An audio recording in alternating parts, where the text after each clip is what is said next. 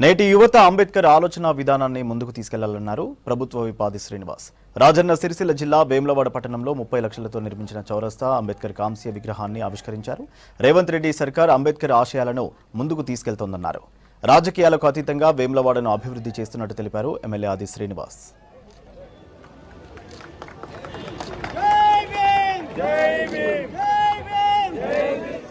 ప్రభుత్వం పక్షాన కాంస్య విగ్రహాన్ని ఏర్పాటు చేసుకొని వారి గౌరవాన్ని మరింత ఇనుమడింపజేసే విధంగా ఈ విగ్రహ ఆవిష్కరణ సందర్భంగా, ఈ జయంత్యోత్సవం సందర్భంగా ఈ తరం ప్రజలకు, ఈ తరం యువతకు వారి యొక్క ఆలోచన విధానాన్ని చెబుతూ వారి అడుగుజాడల్లో నడిచే విధంగా ముందుకు సాగడానికి కోసం ఈ కార్యక్రమాన్ని ప్రధానంగా తీసుకోవడం జరిగిందన్నమాట. సందర్భంగా చెబుతూ సుమారు 30 లక్షల రూపాయలతోటి ఫౌంటైన్ తో కూడుకున్నటువంటి పచ్చదనానికి సంబంధించి ఒక పార్కును ఏర్పాటు చేస్తూ పక్కనే వేముల రాజన్న ఆలయం దక్షిణ కాశీగా పేరొందినటువంటి స్వామివారి సన్నిధిలోకి వచ్చేటువంటి భక్తులకు కూడా ఇక్కడ సెల్ఫీ పాయింట్ గా ఆకర్షించే విధంగా పచ్చదనం ఉండాలని చెప్పని అంబేద్కర్ గారి కూడలిని కూడా అభివృద్ది పద్ధతిలో తీసుకొని పోవడానికి లక్ష్యంలో భాగంగా ఈ కార్యక్రమం తీసుకొని ముందుకు పోతున్నప్పుడు బహుజనులందరూ కూడా నా రాజకీయ జీవితంలో ముందుకు పోతున్నప్పుడు వారు ఇచ్చినటువంటి సహకారాన్ని కూడా